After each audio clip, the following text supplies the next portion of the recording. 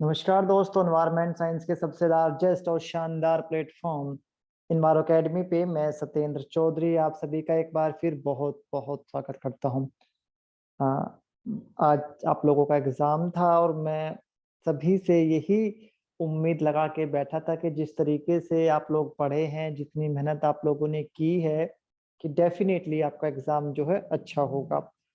और काफी हद तक आप लोगों ने अपना अच्छा परफॉर्मेंस दिया है और उम्मीद की जा रही है कि आप लोग जो हैं डेफिनेटली अपना जेआरएफ क्लियर करेंगे। पर बहुत सारी समस्याएं बच्चों के सामने आई, तो दो तीन चीजें हैं जो इस वीडियो में हम डिस्कस करेंगे। बच्चे एग्जैक्टली जिस तरीके से मैंने आप लोगों को बताया था उसी तरीके से आपके क्वेश्चन आए हैं। एंड आप लोगों ने काफी हद तक जो है उस चीज को अप्लाई भी किया है। यहाँ पे सबसे बड़ी समस्या जो बच्चों को रही, जिससे मैं काफी निराश हूँ और बच्चे भी काफी निराश हैं, कि उनके सेंटर बहुत दूर दूर दिए गए थे। कुछ बच्चे तो पहुंच भी नहीं पाए, एग्जाम दे भी नहीं पाए। तो सबसे बुरी बात तो यही है कि हम इतनी तैयारी करते हैं, इतने दिन से हम लगातार पढ़ाई कर रहे थे और अल्टीमेटली जब हमारा सेंटर जो है आया, वो जो 4 ऑप्शन हमने फिल किए थे वो भी ना देके एनटीए ने दूसरे जो है सेंटर अलॉट कर दिए, जो काफी दूर थे और बच्चे नहीं पहुंच पाए। ये सबसे दुखद चीज रही इस बार के एग्जाम में। दूसरा ये था कि जो सेंटर अलॉट किए गए थे वो भी अच्छे नहीं थे। बहुत सारे बच्चों को ये मैसेज आया कि उनका कंप्यूटर जो है शट डाउन हो गया। कुछ बच्चों को एक्स्ट्रा टाइम दिया गया 20 मिनट का, कि बार बार उनको यहाँ से वहाँ, वहाँ से यहाँ उनके सिस्टम चेंज किए। कहीं पे जो है आपका लाइट का प्रॉब्लम आया। तो इस तरीके से हम देखें तो ये भी एक बहुत बड़ा डीमेरिट रहा इस बार का एनटीए का, कि उन्होंने सेंटर अच्छे से अलॉट नहीं किए थे। फिर तीसरी चीज आई एक आपके पेपर की। तो पेपर डेफिनेटली जब सेंटर डिस्ट्रीब्यूशन में इतने ज्यादा दिक्कत आई है और सेंटर पे आपको कंप्यूटर पे ही इतनी दिक्कत आई है, तो पेपर भी जो है बहुत सारे बच्चे बोल रहे हैं कि सर अच्छे से डिजाइन नहीं किया गया था, बट पेपर ठीक था।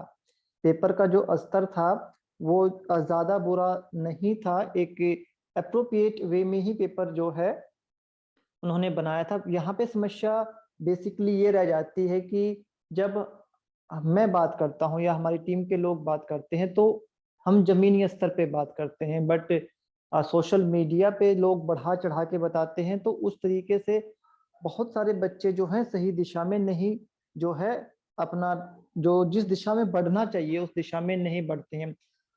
हमेशा की तरह जैसा भी पैटर्न होता है हम वैसी वैसी बातें करते हैं। पहले यूजीसी की बात किया करते थे, फिर हमने सीबीएसई की बात की और फिर एनटीए की बात की, काफी स्पेशल क्लासेस में, फुल बैच में।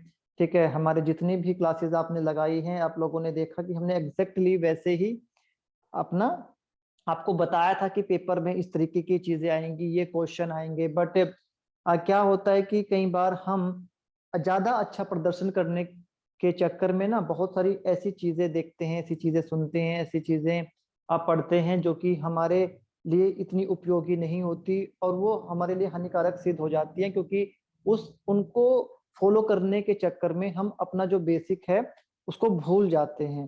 तो कुल मिला के अगर पेपर का लेवल देखें तो लगभग लगभग आ, जब से आपका एग्जाम हुआ है तब से लेके अब तक मेरे पास में 3,500 से ज्यादा जो हैं बच्चों ने अपडेट किया है। और उनके अपडेट के अकॉर्डिंग अगर मैं आपको बताऊं तो पेपर का लेवल जो है इजी टू मॉडरेट बताया जा रहा है, कि सर जो पेपर था वो इजी था। बट कुछ बच्चों को या मोस्टली बच्चों को जो समस्या आई है, जो वो कह रहे हैं कि सर पेपर फर्स्ट जो है वो उनका उतना अच्छा नहीं हुआ जितनी उम्मीद लगा के वो बैठे थे। यहाँ पे फिर से मैं आपको यही कहूंगा कि कंसेप्चुअल बाउंड्री एक बहुत बड़ी चीज है। एंड जो बच्चा कंसेप्चुअल बाउंड्री को नहीं देखता है, नहीं समझता है, वो डेफिनेटली अच्छा प्रदर्शन नहीं करता है। बच्चों, कंसेप्चुअल बाउंड्री के बारे में हम बहुत बात करते हैं। इस बार तो स्पेशल क्लासेस में हर बार मैंने कंसेप्चुअल बाउंड्री के बारे में ही बात की कि किस तरीके से चीजें आती हैं। हम जब तक कंसेप्चुअल बाउंड्री को समझेंगे नहीं तब तक क्या होगा कि हम अपना स्कोप डिफाइन नहीं कर पाएंगे। जो ये सोशल मीडिया हैं, ज्यादातर ऐसे एजुकेशनल ब्लॉग हो गए, सोशल मीडिया की जितनी भी चीजें हुई, वो जिस तरीके से चीजों को रिप्रेजेंट करते हैं, उनको उसके रिप्रेजेंटेशन के पैसे मिलते हैं, क्योंकि उनको ये नहीं मतलब कि एक होता है ना कि बेसिक एजुकेशन की जो नीड है वो उसको ना देखते हुए अपने चैनल की नीड, अपने सब्सक्रिप्शन की किस तरीके से बढ़ाए जा सकते हैं, उस नीड के अनुसार वो आप लोगों को चीजें बताते हैं। इसीलिए आप क्या हो जाते हैं, ट्रैप हो जाते हैं, और वहां पे ट्रैप होके आप अपना जो है पेपर खराब कर देते हैं। पेपर फर्स्ट का निश जो है वो बहुत बड़ा है, इसीलिए वहां पे बहुत सारे ऐसे चीजें हो जाती हैं जिसमें कि हम फंसते चले जाते हैं। कोई आपको ये बताएगा, कोई आपको वो बताएगा, कोई कहेगा कि इस बार आप 94 पार, ऐसी ऐसी चीजें जो हैं होती हैं। तो इसी वजह से मैं हमेशा जो हमारे बच्चा जो जुड़ता है उसको बहुत सारी चीजें हमारी टीम बताती है। जो बच्चा उनको फॉलो करता है डेफिनेटली वो संतुष्ट हैं, ठीक है, क्योंकि उन्हें पता था कि कंसेप्चुअली जो है किस तरीके से काम करना है। और जो बच्चा ऐसा नहीं कर पाया और उसने इन चीजों पे बहुत ज्यादा फोकस किया, उनको उसको पेपर का जो लेवल लगा पेपर फर्स्ट का वो ज्यादा टफ लगा। वहीं पे पेपर सेकंड में अगर हम देखते हैं तो बहुत ही बेसिक पेपर था, हमेशा की तरह जैसा मैंने बताया था कंसेप्चुअल इतना परसेंट आएगा आपका, डेफिनेटली उतना ही आया है, इतना डाटाबेस आएगा, इतना ही आएगा, और इन इन टॉपिक से जो है क्वेश्चंस आपको आने की संभावना रही है। तो ठीक वैसे वैसे ही आपको क्वेश्चन जो है मिले हैं। जो बच्चों ने बताया है कि सर मोस्टली जो क्वेश्चन थे, इवन यूट्यूब पे भी बच्चों ने बताया कि सर टारगेट जेआरएफ से मोस्ट इम्पोर्टेंट की जो सीरीज क्वेश्चन की है उससे बहुत सारे क्वेश्चन आए हैं। और जो हमने व्हाट्सएप पे अपडेट किए थे, ठीक है ना, जिन बच्चों ने उन पे ध्यान नहीं दिया, ठीक है। देखो ब्रॉडकास्ट लिस्ट अपने आप में एक बेहतर चीज है, और मैं हमेशा बोलता हूँ कि ब्रॉडकास्ट लिस्ट के मैसेज को कभी भी इग्नोर मत करो। ये फ्लैगशिप स्पीशीज का जो अपडेट है ये मैंने आपको किया था, इस पे क्वेश्चन आया है, ठीक है। फिर आपका प्रोजेक्ट एलिफेंट वाला जो क्वेश्चन था उस पे क्वेश्चन आया है। बहुत सारे क्वेश्चन जो हैं वो आपको डायरेक्ट डायरेक्ट क्या है, आपके जो ब्रॉडकास्ट लिस्ट में अपडेट किए गए थे उनसे आए हैं। बच्चे उनको इग्नोर करते हैं कि भैया ये तो एक एम ही एक सिंपल सा अपडेट है। और फिर क्या हुआ, इस बार पेपर में टाइम बहुत लग गया, मई में होना था और नवंबर में हुआ। तो इसमें क्या हुआ कि जो अपडेट्स पहले थे उन पे बच्चों ने ध्यान नहीं दिया, ठीक है। और वहीं पे मैंने आपको ये भी बताया था कि 2020 का डाटा याद करना है कि 2021 का डाटा, इसमें भी बच्चे बहुत ज्यादा कंफ्यूज हुए। मैं आपको हमेशा ये बोलता रहा कि बच्चे दिसंबर 2020 से पहले का डाटा भी इम्पोर्टेंट है, ठीक है। बट कई बार क्या हो जाता है, जो बच्चे हमसे डायरेक्टली एसोसिएट नहीं होते हैं वो इधर उधर ज्यादा चीजों में इन्वॉल्व रहती हैं, उनको ये लगता है कि रिसेंट की चीजें जो रिसेंट के अपडेट हैं वो ही एग्जाम में पूछे जाएंगे। बट आप लोग इस चीज को भूल जाते हैं कि अगर पेपर पोस्टपोन्ड हो जाता है तो पोस्टपोन्ड जिस डेट से हुआ है उससे पहले की चीजें भी उतनी ही महत्वपूर्ण होती हैं। अगर पेपर जो है ये आपका सही इसमें तारीख में हो जाता, आपका मई में ही हो जाता, तो आपको पता होना चाहिए कि मई में अगर पेपर वो कराएंगे तो दिसंबर 2020 से पहले का जो डाटा है आसपास का वो भी इम्पोर्टेंट है। तो इस पे भी बहुत सारे क्वेश्चन जो हैं आपको मिले हैं। और इसके अलावा कुछ रिपीटेड क्वेश्चंस की अगर हम बात करें, जो मैं आपको यूनिट कन्वर्जन वाला क्वेश्चन, ठीक है, मैं हमेशा आपको बोलता हूं कि भैया वो क्वेश्चन जो है हर दूसरे पेपर में रिपीट होता है, वो क्वेश्चन भी आपको यहाँ पे मिला। इसके साथ साथ में अगर बात करें कि इस बार एयर पे क्वेश्चन जो है, बच्चे बोल रहे हैं कि सर एयर और इकोलॉजी पे उतना क्वेश्चन नहीं आया है। एयर पे और इकोलॉजी पे अगर हम क्वेश्चन की बात करें तो इकोलॉजी पे थोड़ा कम मतलब कि बच्चों ने बताया है। बट अगर ओवरऑल आप देखें, ठीक है, ये बिल्कुल मेमोरी बेस्ड चीज है, जितने बच्चों को याद था उन्होंने वैसे वैसे मुझे बताया है कि सर लगभग एयर पोल्यूशन से आपको 17 के करीब क्वेश्चन आए थे, इकोलॉजी से 12 के करीब क्वेश्चन आए हैं, इन्वायरमेंटल लॉ एंड लेजिस्लेशन से लगभग 8 क्वेश्चन आए हैं। कि आपको इको मार्क वाला क्वेश्चन एक आया है, एंड आपको क्या नाम, आपका जो सीरीज वाला क्वेश्चन थे IAS सॉरी उस पे क्वेश्चन आए हैं, लेजिस्लेशन पे क्वेश्चन आए हैं, आर्टिकल 48 पे क्वेश्चन आए हैं। वेस्ट मैनेजमेंट में कुछ बच्चे बोल रहे हैं कि सर लगभग 6 से 7 क्वेश्चन आए थे हैं, बट कुछ बच्चे बोल रहे हैं कि सर 4 के करीब क्वेश्चन है। तो मैंने मिनिमम मान लिया कि भाई 4 क्वेश्चन जो हैं आए होंगे। बट इंसिनरेशन से क्वेश्चन बता रहे हैं बच्चे आया है, पायरोलाइसिस से क्वेश्चन आया है। ठीक है, जितना बच्चों को याद था उन्होंने उसी तरीके से बताया। और वहीं पे बायोस्टैट्स के बारे में बताया कि सर एक भी क्वेश्चन जो है न्यूमेरिकल पे नहीं आया है, जो कि आने की उम्मीद थी। लगभग 11 क्वेश्चन जो हैं, अब कुछ बच्चे बता रहे कि सर 7 से 8 क्वेश्चन थे, बट मैंने इसमें आज इसको मॉडरेट करने के लिए 11 क्वेश्चन मान लिया है कि भाई 11 क्वेश्चन जो है सब चलो आ गए होंगे। इसके अलावा इन्वायरमेंटल इश्यूज से 4 से 5 क्वेश्चन बताए जा रहे हैं। एनालिटिकल टेक्निक से 3 क्वेश्चन जो है। Soil and rocks and minerals, इसमें कुछ बच्चे बोल रहे हैं कि सर सोयल पे बहुत ज्यादा क्वेश्चन थे और इस पे सोयल रॉक्स मिनरल्स इन सभी पे 10 क्वेश्चन से ज्यादा क्वेश्चन थे। तो मैंने इसको एग्जैक्ट 10 क्वेश्चन मान लिया कि 10 क्वेश्चन जो है आपके यहाँ से आए होंगे। रिमोट सेंसिंग पे जो है आपको एक कॉम्प्रिहेंसिव बता रहे हैं कि बच्चे स्पेशल रिजोल्यूशन पे इस तरीके से कोई आपको कॉम्प्रिहेंसिव आया था। और इसके अलावा एक या 2 क्वेश्चन और था।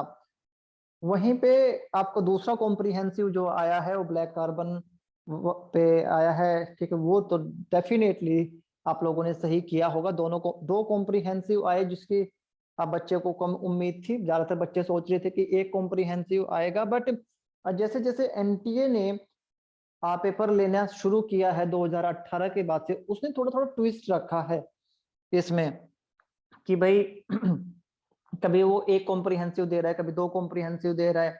ठीक है, और ज्यादातर जो क्वेश्चन इन्होंने पूछे हैं, जिस तरीके से मैं आपको बता रहा था कि कॉन्सेप्ट, ठीक है बच्चे, कॉन्सेप्ट एक अलग चीज है और एक आपका डिफाइंड सिलेबस के ऊपर जो कॉन्सेप्ट हैं उन पे काम करना चाहिए आपको। क्योंकि क्या होता है कि आजकल जो ट्रेंड चल रहा है उसमें मुश्किल चीजें आप बताए कि डाइवर्जन बहुत ज्यादा हो रहा है सब्जेक्ट का। इस वजह से डाइवर्ट होने की वजह से क्या होता है कि आप बेसिक अपना जो कोर सब्जेक्ट है, जो जिसपे क्वेश्चन आते हैं, वहां से डाइवर्ट हो जाते हैं। इस डाइवर्जन की वजह से क्या हुआ कि बहुत सारे जो बच्चे जो कि ऐसे रहे हैं कि जो नए नए हमसे जुड़े हुए थे, उनका ये आया है कि सर हम पहले बहुत ज्यादा डाइवर्ट हो गए थे, जब आपसे हम बहुत लेट जुड़ पाए हैं। इस वजह से क्या हुआ कि एंड में तो हमारा ये ठीक रहा, बट उससे पहले जो चीजें थी हमने बहुत टाइम खराब कर दिया था। ये होता है कि जब तक आप अपने सब्जेक्ट, आपका जो डिफाइंड सब्जेक्ट है उसको पूरी तरह से कवर नहीं कर लेते, आपको अपने कोर्स से बाहर नहीं जाना चाहिए। हमारा निश, ठीक है, मैं निश पे बात करता हूँ कि हमारा निश क्या है। हमारा एक डिफाइंड सब्जेक्ट है, उसका सिलेबस में जो जो चीजें हैं वहां पे अगर आप देखेंगे तो बहुत ही इजी क्वेश्चन जो है आए हैं। डायरेक्ट क्वेश्चन जो है कम बताए जा रहे हैं कि डायरेक्ट क्वेश्चन इतने नहीं थे, बट बहुत ही आसान स्तर के जो हैं हमारे क्वेश्चन आए हैं। वहीं पे डेफिनेटली न्यूमेरिकल पोर्शन आप लोगों ने देखा ही होगा कि न्यूमेरिकल पे मैं हमेशा आपको ये बोलता हूँ कि भैया ये न्यूमेरिकल है। इसके अलावा बच्चे बोलते हैं सर न्यूमेरिकल का प्रैक्टिस यहाँ से भी कर ले, न्यूमेरिकल का प्रैक्टिस वहां से भी कर ले, तो समस्या आ जाती है ऐसे करके। क्योंकि न्यूमेरिकल एक ऐसी चीज है जो कि अगर आपको सेम फॉर्मूला पे आ जाता है तो उसको जो सही करने की प्रोबेबिलिटी रहती है, संभावना रहती है, वो मैक्सिमम रहती है। बट अगर एकदम से कोई नया न्यूमेरिकल आ जाए तो उसे करना इतना आसान नहीं होता है। फिर भी आपको पीएच पे एक न्यूमेरिकल आया था जो बच्चों ने बताया, और एक आपका यूनिट कन्वर्जन पे जो है न्यूमेरिकल आया आपको। इसके अलावा कुछ क्वेश्चन, बेसिक क्वेश्चन पे हम बात करेंगे, सारे क्वेश्चन हम जो है इकट्ठा कर रहे हैं बच्चों। बट फिर भी बच्चों ने बताया कि FTIR पे क्वेश्चन था, सैम पे क्वेश्चन था, इकोमार्क पे क्वेश्चन था, आपका प्रोजेक्ट एलिफेंट पे, रिग्रेशन पे, ठीक है, एंड आपका relation between alpha beta gamma biodiversity पे क्वेश्चन था, life time of green house gas पे क्वेश्चन था, वर्मी कंपोस्टिंग पे क्वेश्चन था, नॉइस के इफेक्ट पे क्वेश्चन था, आपको अर्थमेटिक मीन पे क्वेश्चन आया था, पायरोलाइसिस की डेफिनेशन, इंसिनरेशन की प्रॉपर्टी की, स्टोन स्पीशीज, फ्लैगशिप स्पीशीज पे क्वेश्चन था आपका, ठीक है, and Sardar Sarovar dam, Narmada dam, इस पे भी आपको क्वेश्चन आया था, वाइल्ड लाइफ स्कीम पे, लिस्ट पे, इन पे क्वेश्चन था, आर्टिकल 48 पे क्वेश्चन था, जियोस्टोपिक विंड पे, ठीक है, आपको न्यूमेरिकल आया था। तो आपने देखा कि 3 न्यूमेरिकल, ठीक है, बच्चों ने जो अभी तक 3 न्यूमेरिकल जो हैं बच्चों ने बताए हैं, जबकि 4 से 5 न्यूमेरिकल की उम्मीद है कि धीरे धीरे बताएंगे। मैं सारे मैसेज पढ़ भी नहीं पाया हूँ। तो ये क्या है, डायरेक्ट डायरेक्ट जो हमने आपको सोल्व कराए हैं, डायरेक्ट न्यूमेरिकल हैं ये, ठीक है ना बच्चे। बायोगैस का कॉम्पोजिशन, ठीक है, क्ले की प्रॉपर्टी पे, ठीक है, और आपका इस तरीके से जो है आपको क्वेश्चन आए हैं। अभी आपका जो एग्जाम एक हो चुका है, ठीक है, दूसरा एग्जाम अभी आने वाला है, क्योंकि ये पोस्टपोन्ड एग्जाम था। दिसंबर वाला एग्जाम जो है जल्दी ही होने की संभावना जताई जा रही है। जैसे कि CSIR का जो एग्जाम है, कह रहे हैं कि 2022 में 3 बार होगा। तो यूजीसी ने अभी कोई फैसला नहीं लिया है कि वो कब कैसे अपना एग्जाम कराएगा, बट फिर भी सुनने में आ रहा है कि मार्च के करीब आपका एग्जाम हो सकता है। तो तैयारी करनी हमें अभी से शुरू करनी है। और जैसे ही सारे क्वेश्चन इकट्ठे होते हैं, सारे क्वेश्चन पे एक बार डिस्कशन करेंगे। अब मेरिट पे बहुत सारे बच्चों का मुझे क्वेश्चन आ रहा है, सर मेरिट का बताओ कि मेरिट कितनी जा सकती है। डेफिनेटली मेरिट पे भी बात करेंगे। एंड नेक्स्ट तैयारी कैसे करें, इस पे भी बहुत सारे बच्चों के जो है मैसेज आ रहे हैं, इस पे भी बच्चों हम डेफिनेटली बात करेंगे। और अगर जो बच्चा अभी पहली बार शायद ये वीडियो देख रहा होगा, अगर वो हमसे जुड़ना चाहता है तो मैं उसको बता दूं बच्चे, तो ये हमारा नंबर है 7696180020। इस नंबर पे आपने अपना नाम, ईमेल एड्रेस, अपने कॉलेज का नाम, जगह का नाम लिख के हमें व्हाट्सअप कर देना है। हम आपको ब्रॉडकास्ट लिस्ट में ऐड कर देंगे, जिससे कि आपको एग्जैक्टली पता चले कि पेपर में क्या आता है, कैसे आता है, कैसे पेपर बनता है, ठीक है। इस बार से कुछ बच्चों को इस वक्त मिल गया होगा कि अननेसेसरी की चीजें पढ़ना, फालतू के कॉन्सेप्ट पढ़ना और फालतू का यकीन करने से पेपर का जो है आपका जितना अच्छा हो सकता था, ठीक, उतना आप नहीं कर पाए हो। ये सबक लेते हुए आगे चलेंगे, आगे बढ़ेंगे कंसेप्चुअल बाउंड्री को देखते हुए। एंड डेफिनेटली कैसे आपका आगे बढ़ना है उस पर हम बात करेंगे बच्चे। अभी के लिए आप रिलैक्स हो जाओ, आराम से बिल्कुल रेस्ट करो। नेक्स्ट क्या कदम रहेंगे, कैसे आगे बढ़ेंगे, उन पे हम टाइम टू टाइम बात करते रहेंगे। इन्वायरो अकेडमी का सपोर्ट आप लोगों के साथ में हमेशा रहा है, हमेशा रहेगा। और इस बार 1000+ जो है ना ये बदलने वाला है, ठीक है। देखते हैं, 500 का हमारा टारगेट था और ऊपर वाले के आशीर्वाद से शायद हम अचीव करेंगे 500 का टारगेट, और इसको हम 1500+ स्टूडेंट जो है लिखेंगे नेक्स्ट वीडियो तक, ठीक है बच्चे। आप सभी को मेरा प्यार भरा नमस्कार। बिल्कुल रिलैक्स हो जाओ, रेस्ट करो, ठीक है बच्चों। जियो बच्चों, टेक केयर।